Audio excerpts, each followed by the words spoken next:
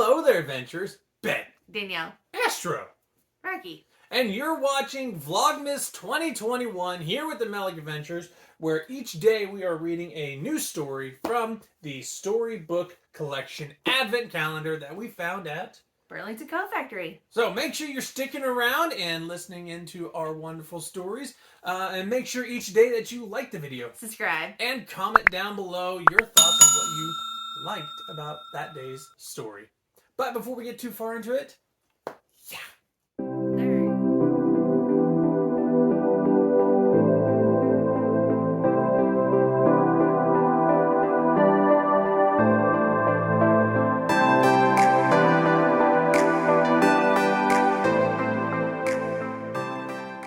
on the second day of Vlogmas, Melic Adventures read to me.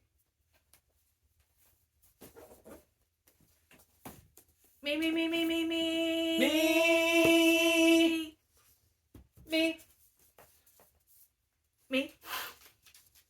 Ooh. Read to me.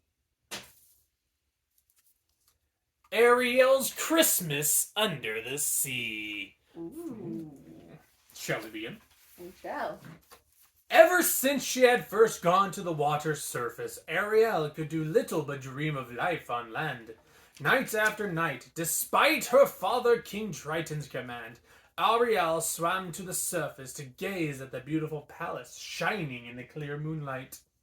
She was always followed by her friend Flounder and trailed by Sebastian the crab, who had been instructed by Triton to look after his daughter.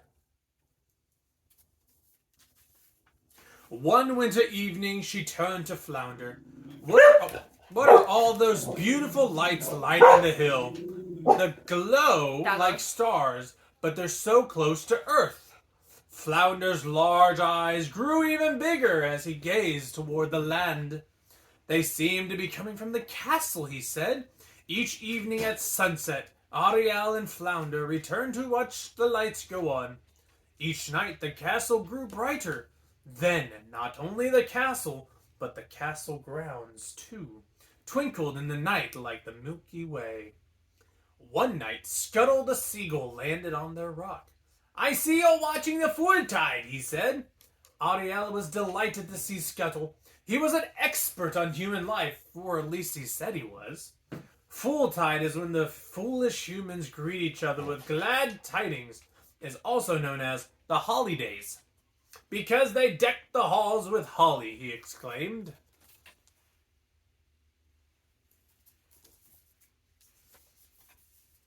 "But what are those twinkling lights?" asked Ariel. "People light candles to welcome the seasons. Too bad you can't peek inside the castle windows." Scuttle went on to describe the enormous decorated tree that stood in the great hall of the castle, the long tables piled high with roasts and puddings. He told how, as tokens of their love, humans bestowed gifts on one another, scattering bright wrapping paper everywhere and shouting "Merry Christmas."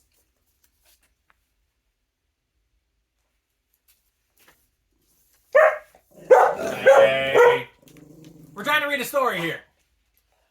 Ariel listened, entranced. How she would love to be included in the festivities.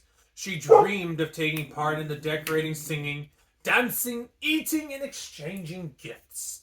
But none of this could happen unless she became a human. Followed by Flounder, Ariel swam back sadly to her father's kingdom. "I don't want to see the castle lights anymore," said Flounder. "I can never share the humans' holidays." Flounder hated to see Ariel unhappy. He rattled his brain and finally exclaimed, "We could make our own celebration."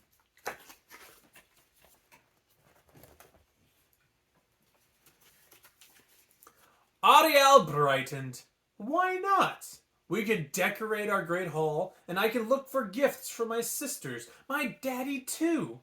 When he finds out about the holidays, maybe he'll realize that humans aren't such barbarians." The days that followed were exhausting. Ariel, Flounder, and Sebastian searched far and wide for the most beautiful seashells, starfish, and water plants they could find.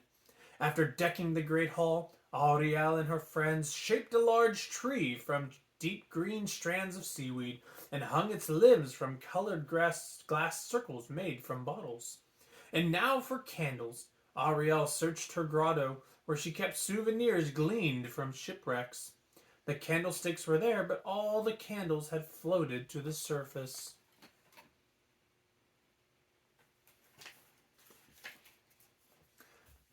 Please, can you find us some candles? They're the very best part, Ariel pleaded with Scuttle.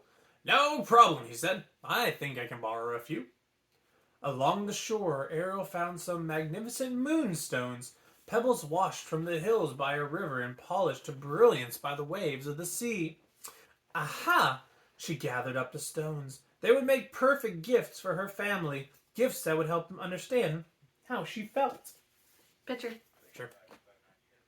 Oh yeah. Meanwhile, each day Flounder swam up and down the shore looking for a gift for Ariel, one that would remind her of the land she loved.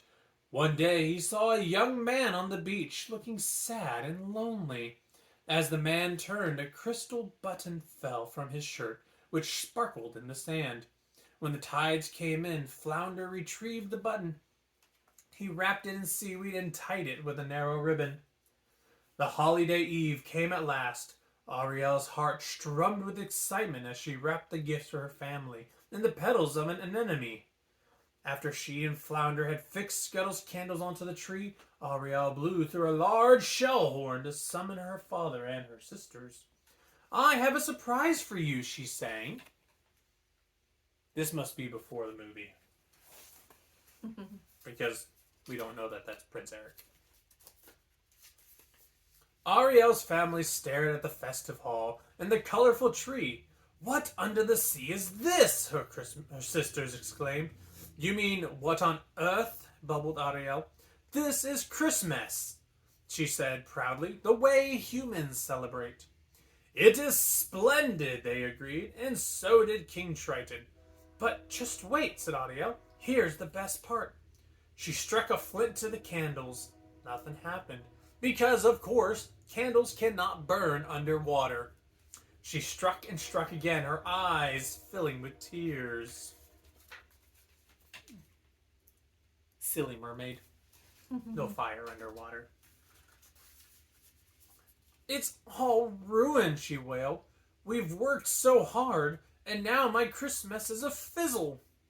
Not so, my dear daughter, said Triton. Though you cannot make candles burn as they do on land, you put your heart into this surprise. That's what makes it so special. He took his trident and aimed it at the tree. The candles glowed with a magical light. There, is that better? From then on, the evening was filled with magical spirit. Triton ordered up a grand feast accompanied by musicians. When Ariel presented her gifts with happy holidays, her family was overwhelmed. Her sisters held out their gleaming moonstones. Where did you find these lovely gems? Ariel explained how they were fashioned by earth and sea, working together as one.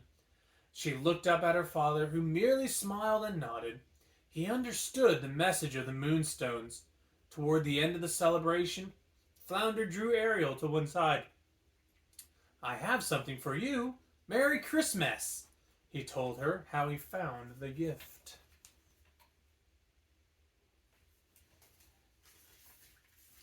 Flounder, how very precious.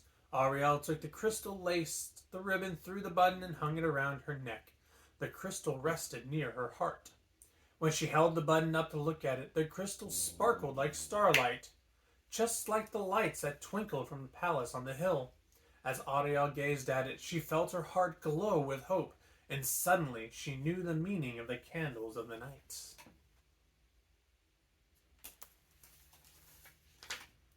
Aww. That's the end of our story. Did you enjoy it, Rocky? Yeah. Yeah. I hope you guys enjoyed it too. Make sure you stick around for tomorrow's Vlogmas. Until then, make sure you stay safe. Stay magical. And keep adventuring. We'll see you on the next story with the Melic Adventures. Bye.